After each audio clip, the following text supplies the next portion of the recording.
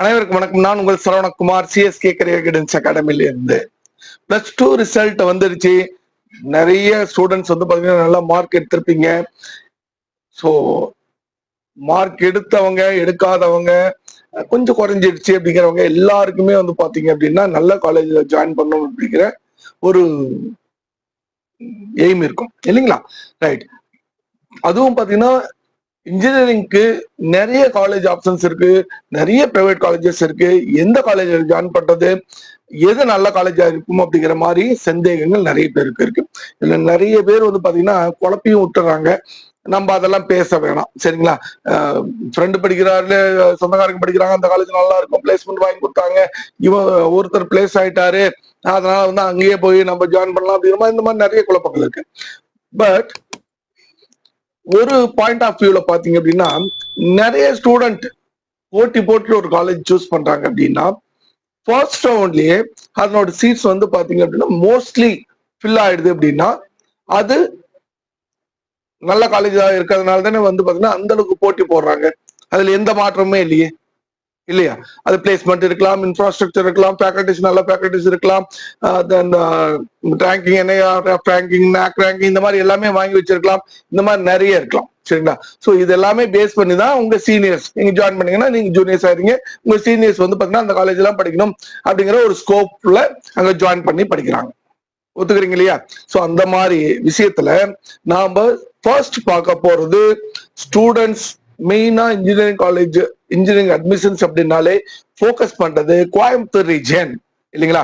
கொங்கு மண்டலத்துல இருக்க காலேஜஸ்ல தான் ஜாயின் பண்ணும் அப்படிங்கிறது நிறைய பேரோட ஆசையா இருக்கு.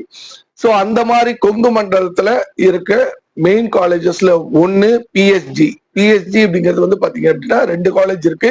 பிஎஸ்ஜியோட பழைய காலேஜ் ஒன்று இருக்கு, புது காலேஜ் வந்து பாத்தீங்கன்னா நீலாம்பூர்ல பிஎஸ்ஜி ஹைடெக் அப்படிங்கிற பேர்ல நடந்துட்டு இருக்கு. ஸோ ஆக்சுவலி வந்து பாத்தீங்கன்னா நிறைய பேர் சொல்றது பிஎஸ்ஜில சீட் கிடைக்காது, பழைய காலேஜ் சீட் கிடைக்கிறது கஷ்டம் அப்படின்னு சொல்றாங்க. ஆனா டேட்டா வச்சு பாக்குறப்போ பிஎஸ்ஜி ஹைடெக், பிஎஸ்ஜி பழைய காலேஜ் வந்து பாத்தீங்க அப்படின்னா இளமேட்ல இருக்க காலேஜ பீட் பண்ணுதோ அப்படிங்கிற மாதிரி தான் தெரியுது.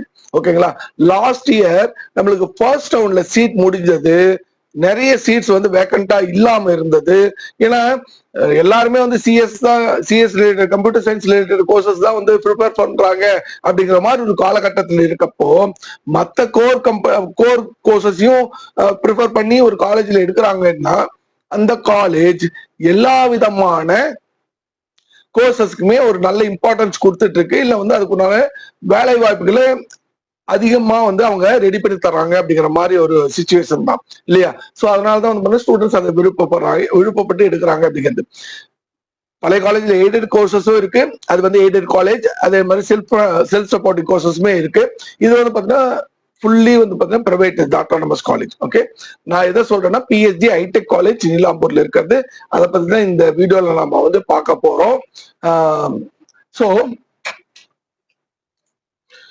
கேம்பஸ் பாருங்களேன், ஏன் மக்கள் வந்து பாத்தீங்க அப்படின்னா இந்த காலேஜ ப்ரிஃபர் பண்றாங்க அப்படிங்கிறது மெயின் ரீசனே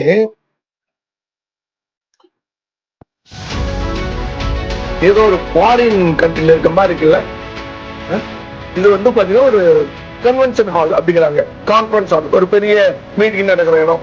அது எப்படி பாருங்க டிசைன் பண்ணிருக்காங்க, ஒரு ஆர்கிடெக்சரல் இது வந்து பாத்தீங்கன்னா என்ன மாதிரி பண்ணிருக்காங்க.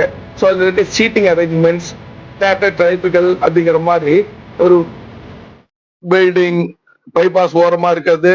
ஸோ அந்த மாதிரி ஒரு அருமையான காலேஜ் தான் வந்து பாத்தீங்கன்னா பிஎஸ்ஜி. ஸோ இன்ஃப்ராவை பார்த்துட்டோம். மெயினா அடுத்து வந்து பாத்தீங்கன்னா பிளேஸ்மெண்ட்ஸ் பார்க்கறது. யூஸ்வலா எல்லாருமே வந்து பாத்தீங்கன்னா இந்த ஃபர்ஸ்ட் பேஜ்லயே போட்டு இருப்பாங்க, இந்த காலேஜஸ் வந்து இவ்வளவு பிளேஸ் பண்ணணும்ட்டு. இவங்க தனி வெப் பேஜ் கொடுத்துருக்காங்க. ஸோ ஸ்டாட்டிஸ்டிக்ஸ் கொடுத்துருக்காங்க, இயர் ஆன் இயர் என்ன அப்படிங்கிறது, 2025 பேட்ச் என்ன மாதிரி எங்கெங்க பிளேஸ் ஆயிருக்காங்க அப்படிங்கிறதுக்கு, எவ்வளவு வந்து பாத்தீங்கன்னா ஹையஸ்ட் சேலரி 37,23,000 வந்து பாத்தீங்கன்னா ஹையஸ்ட் சேலரியா இருந்திருக்கு. சிவில்ல 14 லட்சம், கம்ப்யூட்டர் சயின்ஸ்ல 37 லட்சம், ட்ரிபிள்இல 25 லட்சம், இசில 29 லட்சம், மெக்கானிக்கல்ல 13 லட்சம், மெக்கானிக்கல் இடி 5, எஸ்சி வந்து பாத்தீங்கன்னா 4.5 லட்சம். ஸோ இந்த மாதிரி வந்து பாத்தீங்கன்னா மீடியன் சேலரி ஆவரேஜா எவ்வளவு சார் இருக்கும், 6.5 லட்சம். மீன் சேலரி 7.5 லட்சம், 7.20 லட்சம். So consultancies, IT services, IT product stream, split up, placement percentage எது எவ்வளோ சிவில்ல 36 பேர்ல 32 பேர், சிஎஸ்சில வந்து 60ல 53, ட்ரிபிள்இல 60ல 57, இசிஇல வந்து 54 41, மெக்கானிக்கல 61ல 55 பேர் வந்து பிளேஸ் ஆயிருக்காங்க அப்படிங்கிற மாதிரி இவங்களே கொடுத்துருக்காங்க. சோ இது இது மட்டுமே நம்மளுக்கு போதுமா அப்படின்னா, தென் யார ரெக்ரூட் பண்ணிருக்காங்க சார் 2025-26 ரெக்ரூட்டர் சேரர் கோர் இன்ஜினியரிங்ல யார் யாரு கேட்டர்பில்லர், மனோரா, டிஎல்எஃப், எல்ஜி, எவ்வளவு ஹிட்டாச்சி, ஜேஎஸ்டபிள்யூ, இவ்வளவு கம்பெனிஸ் வந்து பாத்தீங்க அப்படின்னா கோர்ல ரெக்ரூட்மெண்ட் பண்ணிருக்காங்க. So then IT usually IT products யார் யார் வந்திருக்காங்க, ஏஎம்டி, ஃபுட்அப், ஐபிஎம், எல்என்டி, மீசோ, மிந்த்ரா, போன்பே, எவ்வளவு பேர் வராங்க பாருங்க, உபர், இதெல்லாம் ஜூஹோ, இதெல்லாமே வந்து பார்த்தா ஐடி ப்ராடக்ட். இந்த ஐடி சர்வீஸ்ல ஹெச்சிஎல், அக்சென்சர், இன்ஃபோசிஸ், டிசிஎஸ் இவங்க எல்லாருமே. மேனேஜ்மெண்ட் அண்ட் கன்சல்டன்சில கோல்ட்மேன் சாட்ச், ஸ்டாண்டர்ட் சார்ட்டர்ட் இவங்க எல்லாமே வந்திருக்காங்க. ஸோ இதுதான் வந்து பாத்தீங்கன்னா மேக்சிமம் ஸ்டூடெண்ட் வந்து எதிர்பார்க்கறது என்ன நம்மளுக்கு கிடைக்கும் அப்படிங்கிறது. ஓகேங்களா?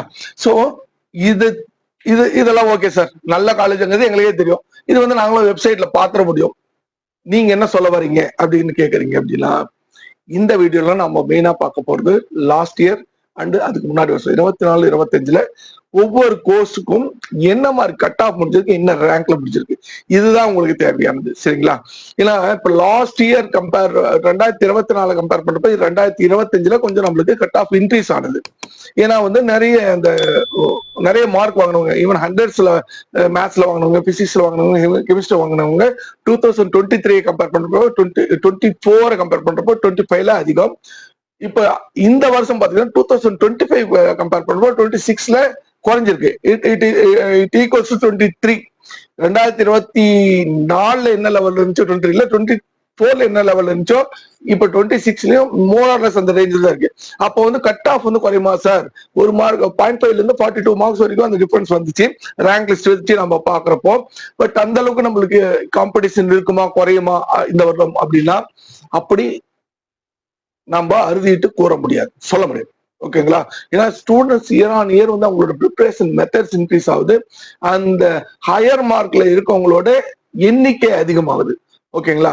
அப்போ வந்து பாத்தீங்கன்னா எக்ஸாக்டா நம்மளுக்கு 2024ல என்ன கட் ஆஃப்ல முடிஞ்சது அதே வருமா அப்படின்னு சொல்ல முடியாது. பட் நம்ம அதை ஒரு ரெஃபரன்ஸ்க்கு வச்சுக்கலாம். மேபி அந்த லெவல் இருந்தாலும் நம்மளுக்கு கிடைக்கிறதுக்கு வாய்ப்புகள் இருக்கு அப்படிங்கிற ரெஃபரன்ஸ்க்கு வச்சுக்கலாம். ஸோ அந்த ரீசனுக்காக தான் வந்து பாத்தீங்கன்னா நம்ம 2024ம் 25ம் கலந்து இப்ப வந்து பாத்தீங்கன்னா நம்ம இதுல பார்க்க போறோம். ஒவ்வொரு கோர்சஸ் ஒவ்வொரு கேட்டகரிக்குமே.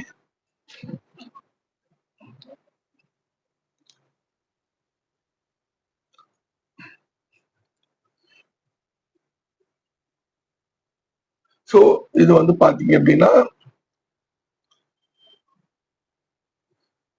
ஃபர்ஸ்ட் ஆர்டிபிஷியல் இன்டெலிஜென்ஸ் இருக்கு.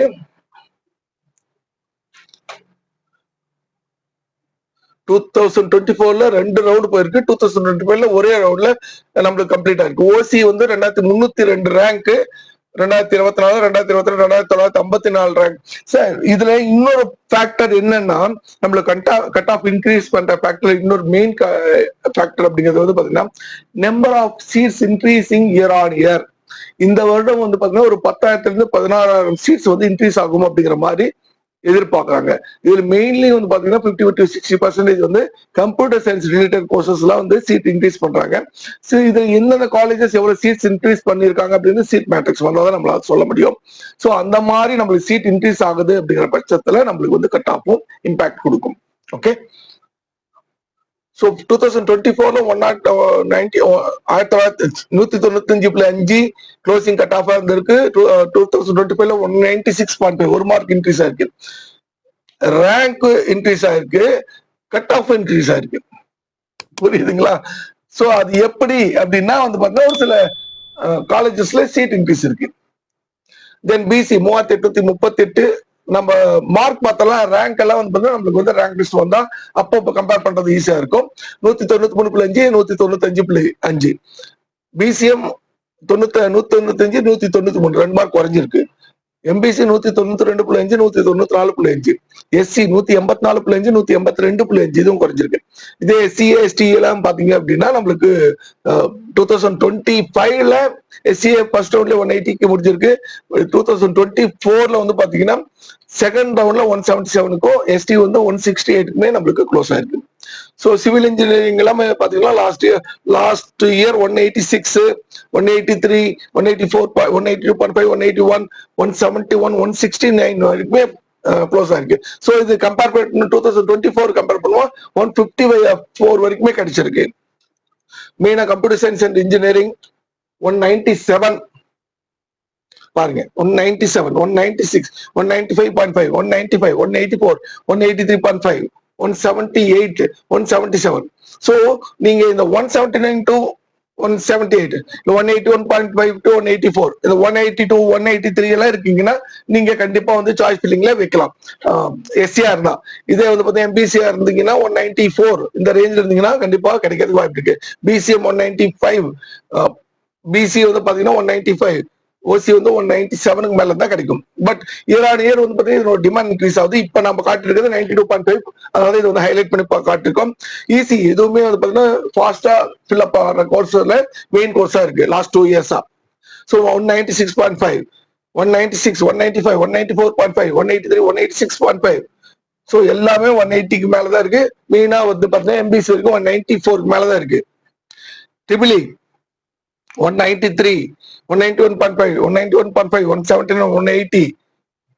ஸோ 190க்கு மேல இருந்தாலும் ட்ரிபிள்இயுமே கிடைக்கிறது வாய்ப்பு இருக்கு. Electronics engineering, VLS design and technology இது வந்து 2025ல தான் ஸ்டார்ட் பண்ணிருக்காங்க. 195.5 194 195 192 181 179.5 வரைக்கும் கிடைச்சிருக்கு. Instrumentation and control engineering 191.5 189 188 188 179.5. So இந்த ரேஞ்சில் இருந்துச்சுன்னா நம்மளுக்கு வந்து கிடைக்கிறது வாய்ப்புகள் நிறைய இருக்கு. மெக்கானிக்கல் இன்ஜினியரிங் ஸோ 2025ல அதாவது 3 ரவுண்டு போயிருக்கு. பட் இருந்தாலுமே வந்து பாத்தீங்கன்னா எப்படி அப்படின்னு பாத்தீங்கன்னா எஸ்டி மட்டும் ஒரே ஒரு இது ஃபைனலா பிடிச்சிருக்கு. அதனால 190 187 186.5 184.5 181. ஸோ ஃபர்ஸ்ட் ரவுண்ட்ல 180க்கு மேல இருக்கவங்க எல்லாருமே வந்து எந்த சீடாஸ் கிடைச்சா போதும் அப்படின்னு எடுத்துட்டாங்க. இது வந்து 92.5% பொறுத்த வரைக்கும். இதே வந்து 7.5%ல என்ன மாதிரி இருக்கு சார்? ஆர்டிபிஷியல் ஏஐடிஎஸ் 190 2025ல பொறுத்த வரைக்கும் 190 பிசிக்கு, எம்பிசிக்கு 194.5, எஸ்சிக்கு 195. ஸோ பிசி எவ்வளோ எம்பிசி அண்ட் எஸ்சி வந்து பாத்தீங்கன்னா மார்க் அதிகமா இருக்கு 7.5%. இதை பார்த்துக்கோங்க. Civil engineering 186.5, MBC 180, CS computer science 193 193 194.5 194.5 188. So MBC BCM MBC and SC ST ல வந்து பாத்தீங்கன்னா 7.5ல காம்படிஷன் அதிகமா இருக்கு.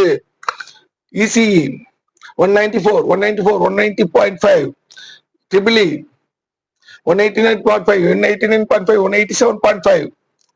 இதை பாக்குறப்ப பாத்தீங்கன்னா எனக்கு வந்து 92.5க்கும் 7.5க்கும் பெரிய வித்தியாசம் இருக்க மாதிரி காணும். ஸோ அந்த அளவுக்கு வந்து பாத்தீங்கன்னா 7.5க்கு பிஹெச்டி ஐடெக்ல காம்படிஷன் இருக்கு. சீட்ல எலக்ட்ரானிக்ஸ் விஎல்எஸ் டிசைன் 2025ல 189 பிசி, எஸ்டி பொறுத்தவரை 180ல முடிஞ்சிருக்கு. இன்ஸ்ட்ருமெண்டேஷன் 187 186. ஏன்னா சீட்ஸ் கம்மிங்க, ஏன்னா 7.5 அப்படிங்கிற பார்த்தனால காம்படிஷன் அதிகம். இது வந்து பாத்தீங்கன்னா மெக்கானிக்கல் இன்ஜினியரிங் 182.5 185 187. சார் இவ்வளவு சொல்றீங்க சார் பிஹெச்டி ஹைடெக் எதனால சார் அப்படின்னு கேட்டீங்கன்னா நம்மளோட ரேங்கிங் பிரகாரம் பாத்தீங்கன்னா இது வந்து 7th ரேங்க்ல வருதுங்க. ஓவராலா எப்படி சொல்றோம் அப்படின்னா டோட்டலா பிஹெச்டி ஹைடெக்ல லாஸ்ட் இயர் 530 சீட்ஸ் இருந்திருக்கு. அதுல வந்து ரவுண்ட் 1ல 37 சீட்ல வந்து பேலன்ஸ் 530ல 37னா 493 சீட்ஸ் வந்து கம்ப்ளீட்டட் இன் ஃபர்ஸ்ட் ரவுண்ட். ஓகேங்களா? செகண்ட் ரவுண்ட்ல இந்த 37ல ஒரே ஒரு சீட்டு முடிஞ்சதான் பேலன்ஸ் இருந்திருக்கு. ஸோ அதுதான் வந்து அந்த எஸ்டி சீட்டு மெக்கானிக்கல் இன்ஜினியரிங்ல காட்டணும் இல்லைங்களா அது. ஓகே, ஸோ டோட்டல் சீட்ல 7% தான் வந்து R1ல ரவுண்ட் ஒன்ல பேலன்ஸ், ரவுண்ட் டூல 0. ஸோ டோட்டலா வந்து 100% வந்து பாத்தீங்க 93% வந்து ரவுண்ட் ஒன்லயே முடிஞ்சது, ரவுண்ட் டூல 100% முடிஞ்சது. ஸோ 93% ஆஃப் சீட்ஸ் க்ளோஸ் ஆகுது அப்படின்னா அது வந்து கண்டிப்பா வந்து, ஏன்னா ஃபீஸும் நம்மளுக்கு வந்து கம்மியா இருக்க போறது இல்லை. ஓகேங்களா? பிஎஸ்சி பழைய காலேஜ் பீலமேட்ல இருக்கிறத கம்பேர் பண்றப்போ அப்பயும் ஸ்டூடெண்ட்ஸ் வந்து இவ்வளவு அதிக மார்க் வாங்கியும் இந்த காலேஜஸ் ப்ரிப்பேர் பண்றாங்க அப்படின்னா அப்போ அதனோட குவாலிட்டி கண்டிப்பா இருக்கு அப்படிங்கிறதுனால தான் சூஸ் பண்றாங்க. ஓகேவா? ஸோ நீங்க இப்போ உங்களோட சாய்ஸ் ஃபில்லிங்க்கு ரெடி ஆகணும் அப்படின்னா பிஹெச்டி ஐடெக்ல என்ன கட் ஆஃப் இருந்தா உங்களுக்கு கிடைக்கும் அப்படிங்கிற ஒரு நாலேஜ் கிடைச்சிருக்கும். இதே மாதிரி நிறைய வீடியோஸ் ஒவ்வொரு இன்ஸ்டிடியூஷன் பத்தி அடுத்தடுத்து வரும். அஸ் வெல் அஸ் வந்து பாத்தீங்கன்னா சாய்ஸ் ஃபில்லிங் உங்க மார்க்குக்கு எந்தெந்த சாய்ஸ் ஃபில்லிங் பண்ணா கரெக்டா இருக்கும் அப்படிங்கிற மாதிரியும் அடுத்த வீடியோல போடலாம், பார்க்கலாம். சரிங்களா? இந்த வீடியோ கண்டிப்பா உங்களுக்கு பிடிச்சிருக்கும். அஸ் வெல் அஸ் உங்க ஃப்ரெண்ட்ஸ் அண்ட் ரிலேட்டிவ்ஸ்லயும் கண்டிப்பா இன்ஜினியரிங்க்கு ட்ரை பண்றவங்க இருப்பாங்க, அவங்களுக்கும் ஷேர் பண்ணுங்க, அவங்களுக்கு யூஸ்ஃபுல்லா இருக்கட்டும். வீடியோ பிடிச்சிருந்துச்சுன்னா லைக் பண்ணி ஷேர் பண்ணுங்க, நம்ம சேனல் சப்ஸ்கிரைப் பண்ணி பாருங்க. All the best. Thank you very much.